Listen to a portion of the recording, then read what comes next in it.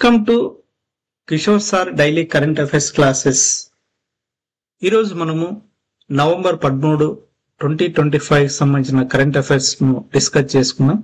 మరి అంతకంటే ముందుగా ఎవరైతే మా ఛానల్ ను ఫస్ట్ టైం చూస్తున్నారో ప్రతి ఒక్కరూ మా ఛానల్ ను సబ్స్క్రైబ్ చేసుకోండి. అలాగే మరి కాంపిటేటివ్ ఎగ్జామ్స్ కు మరి పోటీ పరీక్షలకు ప్రిపేర్ అయ్యే ప్రతి ఒక్కరికి మా ఛానల్ ను షేర్ చేయండి.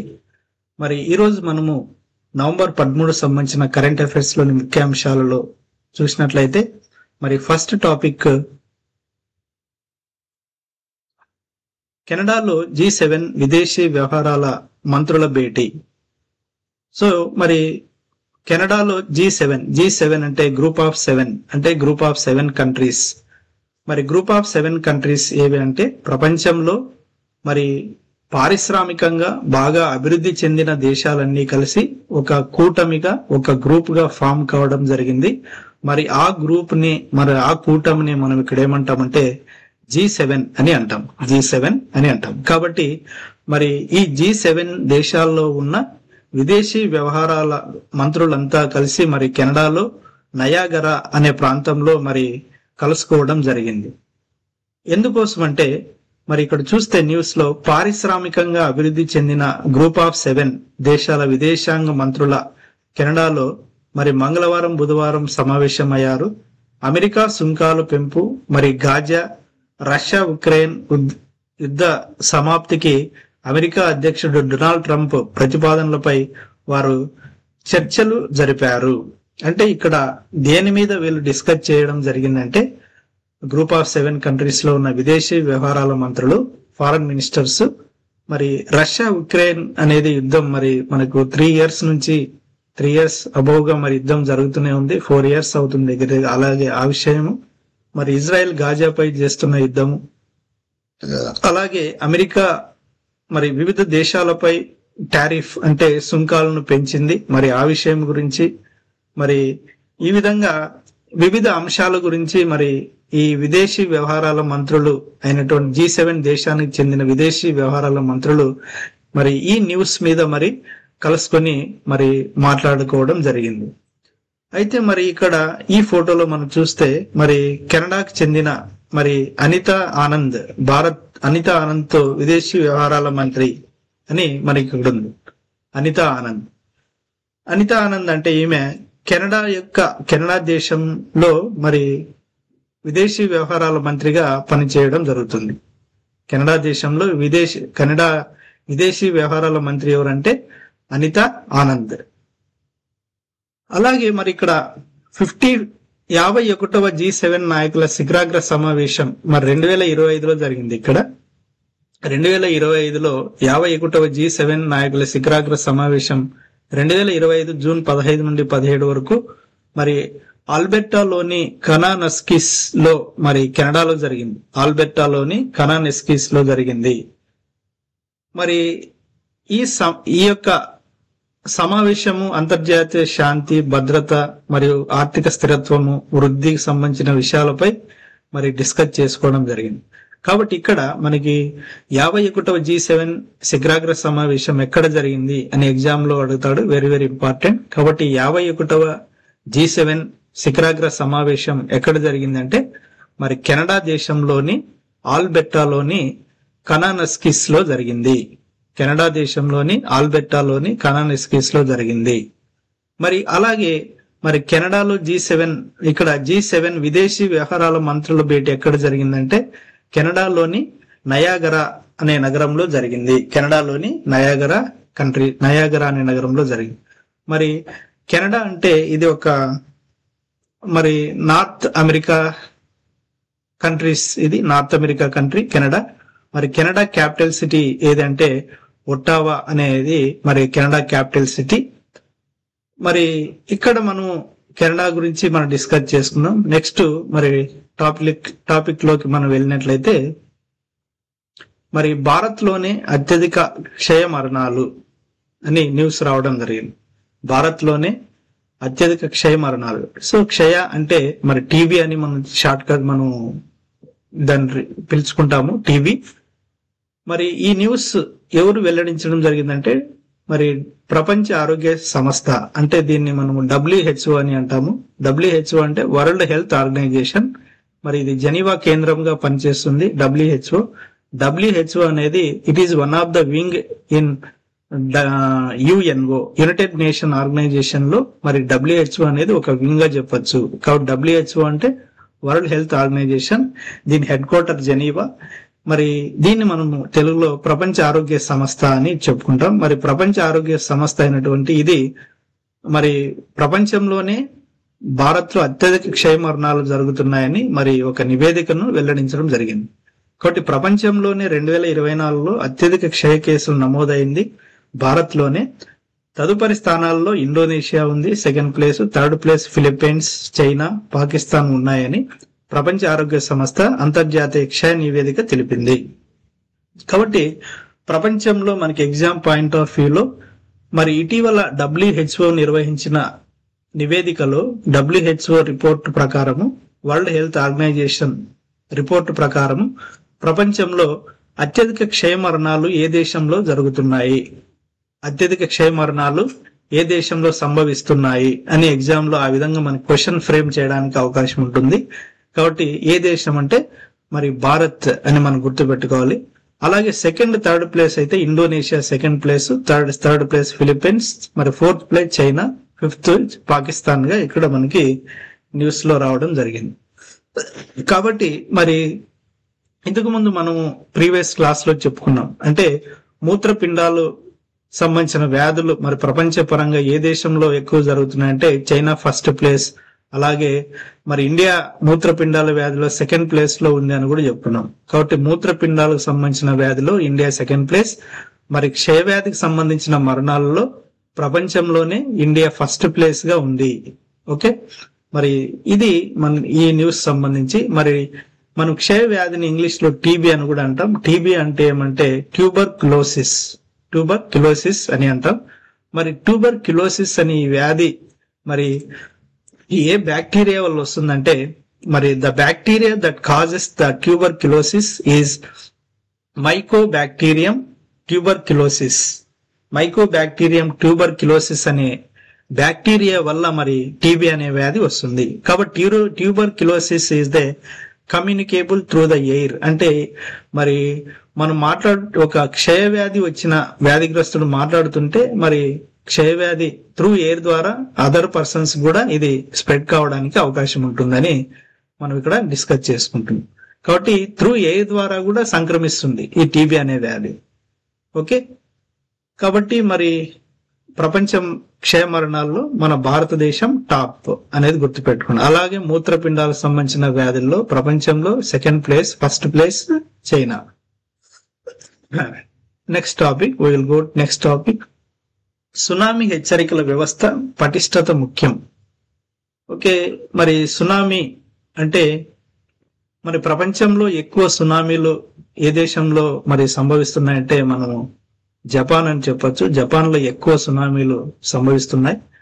మరి అలాంటి సముద్రంలో మరి జరిగే సునామీ వ్యవస్థను కనుగొనడానికి మన హైదరాబాద్ లో ఒక సంస్థ ఉంది. మరి ఆ సంస్థని ఇక్కడ ఏమని పిలుస్తామంటే ఇన్కాయిస్ అని కూడా మనం పిలవచ్చు. కాబట్టి సునామీ హెచ్చరికల వ్యవస్థను పటిష్టం చేసుకోవడంతో పాటు సునామీ కారణమవుతున్న వేరువేరు కారణాలను మరింత సమర్థవంతంగా విశ్లేషించాల్సిన అవసరం ఉందని ప్రముఖ శాస్త్రవేత్త మరి national institute of advanced sciences, దీన్ని మనము NIAS అని మరి షార్ట్ కట్ లో మనం రీడ్ చేస్తాం. NIAS ఫుల్ ఫామ్ ఏమంటే national institute of advanced sciences. మరి దీని డైరెక్టర్ ఎవరంటే శైలేష్ నాయక్. మరి శైలేష్ నాయక్ గారు చెప్పడం జరిగింది. అలాగే మరి హైదరాబాద్ లోని భారత జాతీయ మహాసముద్ర సమాచార సేవా కేంద్రం, ఇక్కడ ఇన్కాయిస్ అంటే ఇది ఒక సెంటర్. ఇన్కాయిస్ అనేది ఒక సెంటర్. మరి ఇన్కాయిస్ ఫుల్ ఫామ్ ఏమంటే INCOIS full form Indian National centre for Ocean Information Services. INCOIS full form ఏమంటే Indian National centre for Ocean Information Services. దీన్ని తెలుగులో మనం ఏమని పిలుస్తామంటే భారత జాతీయ మహాసముద్ర సమాచార సేవా కేంద్రము. ఒక ఇన్కాయిస్ ని తెలుగులో భారత జాతీయ మహాసముద్ర సమాచార సేవా కేంద్రము మరి అని మన తెలుగులో పిలవడం జరుగుతుంది. మరి దీంట్లో ఈ సెంటర్ లో 3 రోజుల పాటు నిర్వహించిన 32వ అంతర్జాతీయ సునామీ సదస్సును మరి ప్రారంభించడం జరిగింది. మనకి ఎగ్జామ్ పాయింట్ ఆఫ్ వ్యూ లో ఇక్కడ బిట్ రావడానికి అవకాశం ఉంది. మరి 32వ అంతర్జాతీయ సునామీ సదస్సు ఎక్కడ జరిగింది అంటే మరి ఇన్కాయిస్ లోని హైదరాబాద్ లోని ఇన్కాయిస్ లో జరిగింది అని గుర్తుపెట్టుకోవాలి. కాబట్టి 32వ అంతర్జాతీయ సునామీ సదస్సు ఎక్కడ జరిగిందంటే INCOIS. So INCOIS means Indian National centre for Ocean Information services లో జరిగింది, హైదరాబాద్ అని గుర్తుపెట్టుకోవాలి. మరి అలాగే ఇక్కడ ఎన్ఐఏఎస్ డైరెక్టర్ ఎవరు? ఎన్ఐఏఎస్ అంటే ఏమంటే national institute of advanced sciences. National institute of advanced sciences director ఎవరంటే శైలేష్ నాయక్ అని గుర్తుపెట్టుకోండి, శైలేష్ నాయక్. ఇది మరి దీనికి సంబంధించి దీనిలో భాగంగా సమ్ బ్యాక్గ్రౌండ్ ఇన్ఫర్మేషన్ మనం చూసినట్లయితే ఇన్కాయిస్ గురించి. మరి ఇన్కాయిస్ అనేది దీని ఫుల్ ఫామ్ చెప్పుకున్నాం ఇంతకు ముందే, Indian National centre for Ocean Information services. మరి భారతదేశ భూ శాస్త్రాల మంత్రిత్వ శాఖ కింద సముద్ర సంబంధిత సమాచారము మరి సలహాలను అందించే స్వయం ప్రతిపత్తి సంస్థ ఇది. ఇది సునామీ ముందస్తు హెచ్చరిక వ్యవస్థ, మరి తుఫాన్లు మరియు అధిక అలల కోసం తీర ప్రాంత ప్రమాద హెచ్చరికలు మరియు చేపలను కనుగొనడంలో మత్స్యకారులకు సలహాలు వంటి కీలకమైన సేవలను అందిస్తుంది. కాబట్టి ఇన్కాయిస్ యొక్క మెయిన్ ఫంక్షనాలిటీస్ ఏమంటే ఇవన్నీ అని చెప్పచ్చు. మరి అలాగే సమాజము, పరిశ్రమ, ప్రభుత్వము మరి శాస్త్రీయ సమాజంతో సహా వివిధ రంగాలకు మద్దతు ఇవ్వడానికి ఈ సంస్థ 1999లో హైదరాబాద్ లో స్థాపించడం జరిగింది. కాబట్టి ఈ సంస్థ ఇన్కాయిస్ అనే సంస్థ 1999లో మరి హైదరాబాద్ నగరంలో స్థాపించడం జరిగింది. కాబట్టి ఇన్కాయిస్ యొక్క మెయిన్ ఇంపార్టెన్స్ ఏమంటే ఇదంతా అని చెప్పుకోవచ్చు. ఈ సునామీ ముందస్తు హెచ్చరిక వ్యవస్థగా పనిచేస్తుంది, తుఫాన్లను, అధిక అలల కోసం తీర ప్రాంత ప్రమాద హెచ్చరికలను జారీ చేస్తుంది, చేపలను కనుగొనడంలో మత్స్యకారులకు సలహాలు ఇస్తుంది. ఇవన్నీ పనులు చేస్తుంది ఇన్కాయిస్ అనే ఒక సంస్థ. ఇది హైదరాబాద్ లో ఉంది, 1999లో ఏర్పడడం జరిగింది. Okay, very very important. మరి ఇదే టాపిక్ కంటిన్యూషన్ గా మనం చూసినట్లయితే మరి ఇన్కాయిస్ మరి ఇటీవల మరి అవార్డ్స్ ను సాధించడం జరిగింది. 2024 మరి 2023-24 గాను 24-25 గాను కొన్ని అవార్డ్స్ ను సాధించడం జరిగింది. మరి ఆ అవార్డుల్లో భాగంగా కొన్ని అవార్డ్స్ మనం ఇక్కడ చూసినట్లయితే ఓపెన్ సోర్స్ స్పేషియల్ టెక్నాలజీస్ వినియోగానికి national geospatial practitioner award 2025, మరి సముద్ర విపత్తు ముందస్తు హెచ్చరికల సేవలకు గాను మరి సుభాష్ చంద్రబోస్ ఆప్త ప్రబంధన్ పురస్కార్ 2025 మరియు షోర్ యూనిట్ కోసం మరి సర్చ్ అండ్ రిస్క్ అవార్డును 2023-24 గాను మరి ఈ సంస్థ నవంబర్ 2024లో top 10 institution championship excellence in women in STEM award కూడా అందుకుంది. కాబట్టి ఈ అవార్డ్స్ ను మరి ఇన్కాస్ అనే సంస్థ మరి దక్కించుకోవడం జరిగింది. దీంట్లో కొన్ని అవార్డ్స్ మనం చూసినట్లయితే మరి 2025 గాను మరి ఓపెన్ సోర్స్ స్పేషియల్ టెక్నాలజీ అంటే ఓపెన్ సోర్స్ స్పేషియల్ టెక్నాలజీ వినియోగించుకున్నందుకు గాను మరి national geospatial practitioner award, national geospatial practitioner award 2025 సంవత్సరంలో మరి రావడం జరిగింది. అలాగే సముద్ర విపత్తు ముందస్తు హెచ్చరికల సేవలకు అంటే సముద్రంలో విపత్తులు మరి ముందస్తు హెచ్చరిక సేవలకు గాను మరి వెరీ ఇంపార్టెంట్ అవార్డు అయినటువంటి సుభాష్ చంద్రబోస్ ఆప్త ప్రబంధన్ పురస్కార్ 2025 సంవత్సరంలో సాధించడం జరిగింది. ఓకే, సుభాష్ చంద్రబోస్ ఆప్త ప్రబంధన్ పురస్కార్ 2025 సంవత్సరం గాను. అలాగే మరి షోర్ యూనిట్ కోసం మరి సర్చ్ అండ్ రిస్క్ అవార్డును 2023-24లో సాధించడం జరిగింది.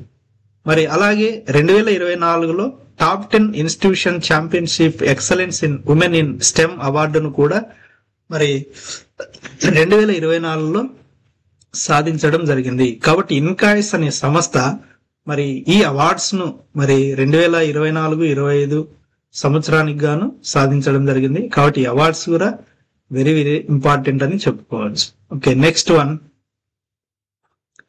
2026 టాప్ 10 లో పర్యాటక ప్రదేశాల్లో కోచిన్. అంటే ప్రపంచంలోనే మరి పర్యాటక ప్రదేశాలను గుర్తించి మరి పర్యాటకులను విశేషంగా ఆకట్టుకునే నగరాలను మరి ఫైండ్ అవుట్ చేయడం జరిగింది, గుర్తించడం జరిగింది. ఏ సంస్థ మరి గుర్తించిందంటే మరి ప్రసిద్ధమైన ట్రావెల్ వేదిక Booking.com అనే ఒక సంస్థ మరి ప్రపంచంలో పర్యాటకులను విశేషంగా ఆదరించే కొన్ని నగరాలను గుర్తించింది. దానిలో మన భారతదేశం నుంచి మరి కేరళ రాష్ట్రంలోని కోచిన్ నగరము మరి స్థానం దక్కించుకోవడం జరిగింది. కాబట్టి 2026 టాప్ 10 లో మరి పర్యాటక ప్రదేశాల్లో కోచిన్ నగరానికి టాప్ 10 లో మరి చోటు దక్కింది. కాబట్టి కేరళ అంటేనే మరి కేరళ క్యాపిటల్ సిటీ ఏదంటే త్రివేంద్రం, దాన్ని తిరువనంతపురం అని కూడా మనం పిలవడం జరుగుతుంది. మరి కేరళ రాష్ట్రంలోని కోచిన్ నగరము 2026 ఏడాదికి గాను తప్పక సందర్శించాల్సిన టాప్ 10 ట్రేడింగ్ డెస్టినేషన్ లో ఒకటిగా ప్రతిష్టాత్మక ప్రపంచ జాబితాల్లో చోటు సాధించడం రాష్ట్ర పర్యాటక రంగానికి కొత్త ఊపు రానుంది. మరి ప్రసిద్ధమైన ట్రావెల్ వేదిక Booking.com ఈ జాబితాను రూపొందించింది. వెరీ వెరీ ఇంపార్టెంట్, కంపల్సరీగా మనకి ఎగ్జామ్ పాయింట్ ఆఫ్ వ్యూలో ఈ టాపిక్ నుంచి మనకి బిట్ రావడానికి అవకాశం ఉంటుంది. కాబట్టి ప్రపంచంలోనే మరి 2026 టాప్ 10 లో పర్యాటక ప్రదేశాల్లో నిలిచిన మన భారతదేశం తరపున నిలిచిన నగరం ఏదంటే కోచిన్ నగరం అని గుర్తుపెట్టుకోండి. కోచిన్ నగరం. మరి సర్వే నిర్వహించింది ఎవరంటే మరి ప్రసిద్ధమైన ట్రావెల్ వేదిక Booking.com అనే సంస్థ వాళ్ళు దీన్ని నిర్వహించడం జరిగింది. మరి ఈ జాబితాలో మరి Vietnam, Spain, Colombia, China, Brazil, Australia, German, America దేశాల ముఖ్య నగరాల సరసన కోచిన్ నగరం కూడా చేరింది. కాబట్టి మన భారతదేశం తరపున మరి కోచిన్ నగరం పర్యాటక ప్రదేశంగా Booking.com అనే సంస్థ గుర్తించడం జరిగింది. మరి అలాగే నెక్స్ట్ టాపిక్ వెళ్తే స్మార్ట్ ఆంధ్రప్రదేశ్ ఫౌండేషన్ పేరు మరి మన రాష్ట్ర ప్రభుత్వము స్వర్ణాంధ్ర P4 గా మార్పు చేయడం జరిగింది. అంటే పేరు మార్చింది ఇక్కడ. అంటే ఇంతకుముందు మనము స్మార్ట్ ఆంధ్రప్రదేశ్ ఫౌండేషన్ గా పిలుచుకునే వాళ్ళము. ఆ పేరును రీనేమ్ చేశారు. ఏమని అంటే స్వర్ణాంధ్ర P4 గా మార్చడం జరిగింది. కాబట్టి ప్రణాళిక శాఖ పరిధిలోని స్మార్ట్ ఆంధ్రప్రదేశ్ ఫౌండేషన్ పేరును ఇప్పుడు ప్రస్తుతం మన రాష్ట్ర ప్రభుత్వము మరి ఏమని దాని పేరు మార్చడం జరిగిందంటే స్వర్ణాంధ్ర P4 గా మార్చడం జరిగింది. ఓకే, ఇది కూడా వెరీ ఇంపార్టెంట్. నెక్స్ట్ టాపిక్ మరి దేశంలోనే అతిపెద్ద హరిత నైపుణ్య అభివృద్ధి కార్యక్రమం నిర్వహించనున్న సుజలాన్. మరి దేశంలోనే మరి అతిపెద్ద హరిత నైపుణ్య అభివృద్ధి కార్యక్రమాన్ని పవన విద్యుత్ టర్బైన్ల తయారీ సంస్థ అయినటువంటి సుజలాన్ రాష్ట్రంలో నిర్వహించనుందని విద్యా ఐటీ శాఖ మంత్రి నారా లోకేష్ గారు తెలపడం జరిగింది. కాబట్టి మరి ఇటీవల దేశంలోనే అతిపెద్ద హరిత నైపుణ్య అభివృద్ధి కార్యక్రమం నిర్వహించనున్న సంస్థ ఏది అంటే సుజలాన్ అని గుర్తుపెట్టుకోవాలి. Suzlon. Okay, we will go to next topic. మరి కొలకలూరు ఇనాక్ కు గురజాడ విశిష్ట పురస్కారం. ఓకే, కొలకలూరు ఇనాక్ అంటే ఈయన మన ఆంధ్రప్రదేశ్ తెలుగు రాష్ట్రాలకు సంబంధించి మంచి రైటర్, ఒక ప్రొఫెసర్. అలాగే మరి మహాకవి గురజాడ అప్పారావు వర్ధంతిని పురస్కరించుకొని ప్రతి సంవత్సరం ప్రదానం చేసే గురజాడ విశిష్ట పురస్కారానికి ఈ ఏడాదికి సాహితీవేత్త మరియు పద్మశ్రీ పురస్కార గ్రహీత అయినటువంటి ఆచార్య కొలకలూరు ఇనాయక్ ను ఎంపిక చేయడం జరిగింది. కాబట్టి మరి 2025 సంవత్సరానికి గాను ఇక్కడ మనకి సింపుల్ గా బిట్ ఏ విధంగా అడగడం జరుగుతుందంటే 2025 సంవత్సరానికి గాను మరి గురజాడ విశిష్ట పురస్కారంను అందుకున్న వ్యక్తి ఎవరు అంటే మనకి గుర్తు పెట్టుకోవాల్సిన నేమ్ ఏమంటే పేరు కొలకలూరి ఇనాక్. అంతే, కొలకలూరి ఇనాక్ అని గుర్తు పెట్టుకోండి, అంతే సరిపోతుంది. ఓకే, నెక్స్ట్ వన్ మరి కళా దర్శకుడు తోటా తరినికి ఫ్రెంచ్ ప్రతిష్టాత్మక అవార్డు. కళా దర్శకుడు తోటా తరినికి మరి ఫ్రెంచ్ ప్రభుత్వము ఒక ప్రతిష్టాత్మకమైన అవార్డును ఇవ్వడం జరిగింది. మరి అందుకు గాను మరి తమిళనాడు ముఖ్యమంత్రి అయినటువంటి సీఎం స్టాలిన్ గారు మరి అభినందనలను తెలపడం జరిగింది. కాబట్టి ప్రముఖ సినీ కళా దర్శకుడు తోట తరిణికి ఫ్రాన్స్ ప్రభుత్వము ప్రతిష్టాత్మక అవార్డు అయినటువంటి సెవాలియర్ అవార్డును ప్రకటించడం జరిగింది. సెవాలియర్ అవార్డు. కాబట్టి ఇటీవల ప్రముఖ సినీ కళా దర్శకుడికి మరి దర్శకుడు అయినటువంటి తోట తరిణికి మరి ఫ్రాన్స్ ప్రభుత్వం ఇచ్చిన అవార్డు ఏది అంటే సెవిలియర్ అవార్డు. మరి ఇటీవల మన భారత ప్రముఖ సినీ కళా దర్శకుడైన దర్శకుడు సెవాలియర్ అవార్డును మరి ఫ్రాన్స్ ప్రభుత్వం ప్రకటించింది. ఎవరికి అని కూడా అడుగుతాడు. తోట తరిణి అని గుర్తుపెట్టుకోండి. కాబట్టి ఇది కూడా very very important. Okay, next topic. భారత బృందం పతాకధారిగా జర్లిన్. రేపటి నుంచి టోకియోలో డెఫ్ ఒలింపిక్స్. సో డెఫ్ అంటే ఇక్కడ మనం చెవిటి అని గుర్తుపెట్టుకోవాలి. కాబట్టి బధిర క్రీడాకారుల కోసం నిర్వహించే డెఫ్ ఒలింపిక్స్ లో పాల్గొనే భారత బృందానికి తమిళనాడుకు చెందిన జర్లిన్ అనికా జయారాత్ చగన్ కు పతాకధారిగా ఈమె వ్యవహరిస్తుంది. కాబట్టి ఈ మనకి ఆల్రెడీ ఇంతకుముందు క్లాస్ లో డిస్కస్ చేసుకున్నాం. ఓకే, డెఫ్ ఒలింపిక్స్ ఎక్కడ జరుగుతాయంటే మరి జపాన్ లోని టోకియోలో జరుగుతాయి. జపాన్ రాజధాని టోకియోలో ఈ ఒలింపిక్స్ జరుగుతాయి. మరి మన భారతదేశం తరపున మరి మన భారతదేశ క్రీడా బృందానికి పతాకధారిగా వ్యవహరించేది ఎవరు అంటే మరి ఈ పేరు గుర్తుపెట్టుకోవాలి. జర్లిన్ అనికా జయారాత్ చగన్ పతాకధారిగా వ్యవహరిస్తుంది. వెరీ వెరీ ఇంపార్టెంట్ అని గుర్తుపెట్టుకోండి. ఓకే, ఇది మరి నెక్స్ట్ టాపిక్. న్యూఢిల్లీలో రైతులకు ప్లాంట్ జీనోమ్ సేవియర్ అవార్డులు ప్రదానం చేసిన కేంద్ర వ్యవసాయ మంత్రి శ్రీ శివరాజ్ సింగ్ చౌహాన్.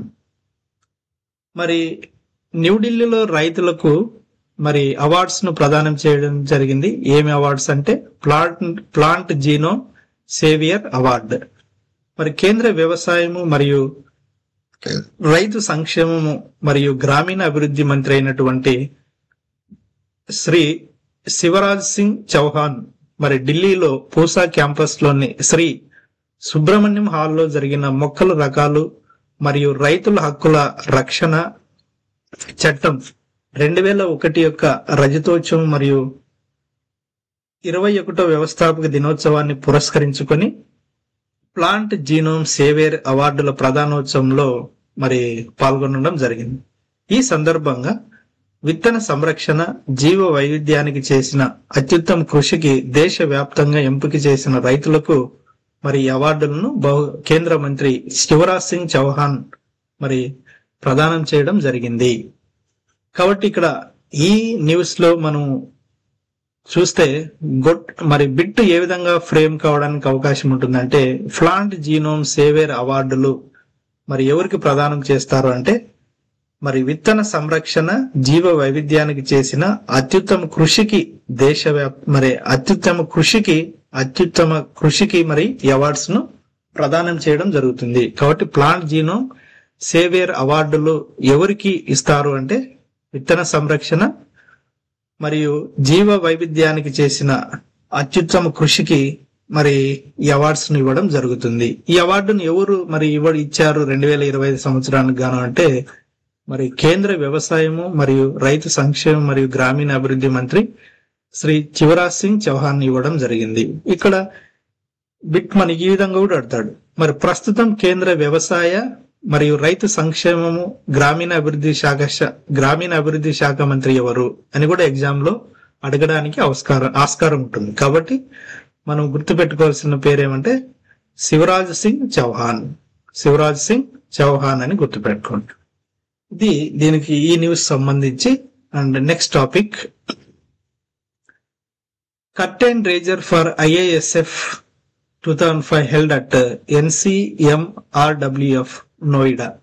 ఓకే, ఇక్కడ NCMRWF అంటే మరి ఫుల్ ఫామ్ ఇక్కడ చూస్తే National centre for medium range weather Forecasting. NCMRWF అంటే national centre for medium range weather Forecasting, మరి అలాగే మినిస్ట్రీ ఆఫ్ ఎర్త్ సైన్సెస్, మరి government of India in collaboration with Vijnana Bharati organise the, మరి వీళ్ళంతా కలిసి ఒక ఈవెంట్ ను కండక్ట్ చేయడం జరిగింది. ఆ ఈవెంట్ పేరు ఏం పేరంటే కర్టన్ రైజర్ అనే ఈవెంట్. మరి కర్టన్ రైజర్ ఈవెంట్ మరి 11th మీటింగ్ ఎక్కడ జరిగిందంటే NCMRWF అంటే national centre for medium range weather forecasting నోయిడాలో జరిగింది. NCMRWF నోయిడాలో జరిగింది అని గుర్తుపెట్టుకోవాలి. అలాగే మరి ద IASF 2025 లో మరి షెడ్యూల్ టు బి హెల్డ్ మరి చండీగఢ్ ఫ్రమ్ December 6, 9, 2020 అంటే మరి డిసెంబర్ లో మరి 6 నుండి 9 వరకు ఈ ప్రోగ్రామ్ జరగడం జరుగుతుంది. మరి ఆ ప్రోగ్రామ్ లో భాగంగా థీమ్ ఏమంటే ఇక్కడ మరి విజ్ఞాన్ సే సమృద్ధి అనేది థీమ్. విజ్ఞాన్ సే సమృద్ధి. మరి ఫర్ ఆత్మ నిర్భర్ భారత్ లో భాగంగా ఈ ప్రోగ్రామ్స్ ను కండక్ట్ చేయడం జరుగుతుంది అని గుర్తుపెట్టుకోవాలి. థీమ్ గుర్తుపెట్టుకోవాలి. అలాగే మెయిన్ థీమ్, ఈ ప్రోగ్రామ్ లో థీమ్ ను గుర్తుపెట్టుకోవాలి. విజ్ఞాన్ సే సమృద్ధి అనే theme. Next topic, India on track to command 10% of global green hydrogen demand by 2030 Shripad Y Naik. అంటే 2030 నాటికి ప్రపంచ వ్యాప్తంగా గ్రీన్ హైడ్రోజన్ డిమాండ్ లో 10% భారత్ సొంతం చేసుకునే అవకాశం దిశగా భారత్ పయనిస్తుందని కేంద్ర నూతన మరియు పునరుత్పాదక ఇంధన మరియు విద్యుత్ శాఖ సహాయ మంత్రి శ్రీపద వై నాయక్ గారు మరి ఢిల్లీలో భారత మండపంలో జరిగిన 3వ అంతర్జాతీయ గ్రీన్ హైడ్రోజన్ సదస్సులో ప్రసంగించడం జరిగింది. మరి ఇటీవల ఎగ్జామ్ లో మనకి బిట్ రావడానికి, ఇటీవల 3వ అంతర్జాతీయ గ్రీన్ హైడ్రోజన్ సదస్సు ఎక్కడ జరిగింది అంటే న్యూఢిల్లీ అని గుర్తుపెట్టుకుంది. ఇటీవల 3వ అంతర్జాతీయ గ్రీన్ హైడ్రోజన్ సదస్సు ఎక్కడ జరిగిందంటే న్యూఢిల్లీ. అలాగే ఏ సంవత్సరం నాటికి మన భారతదేశము ప్రపంచంలోనే మరి 10% గ్రీన్ హైడ్రోజన్ ను ఇండియా సొంతం చేసుకునే అవకాశం ఉందంటే 2030 సంవత్సరం నాటికి మరి ప్రపంచంలోనే 10% గ్రీన్ హైడ్రోజన్ ను మరి సాధించే అవకాశం ఉంది భారతదేశం అని మరి ఈ మీటింగ్ లో మినిస్టర్ చెప్పడం జరిగింది. ఇది ఈ న్యూస్ సంబంధించి. నెక్స్ట్ టాపిక్, ఓకే, ఇవి మరి 2025 నవంబర్ 13 సంబంధించిన కరెంట్ అఫైర్స్. మరి కరెంట్ అఫైర్స్ లో ఏవైనా మిస్టేక్స్ కానీ అలాగే మీ ఒపీనియన్స్ కానీ కామెంట్ కానీ ఏమైనా ఉంటే కామెంట్ సెక్షన్ లో తెలపండి. ఇంకా మంచి కంటెంట్ మీకు ఇవ్వడానికి ట్రై చేస్తాను. మరి మన ఛానల్ సబ్స్క్రైబ్ చేయండి, అలాగే మీ ఫ్రెండ్స్ కూడా షేర్ చేయండి. మరి థ్యాంక్ యూ వెరీ మచ్.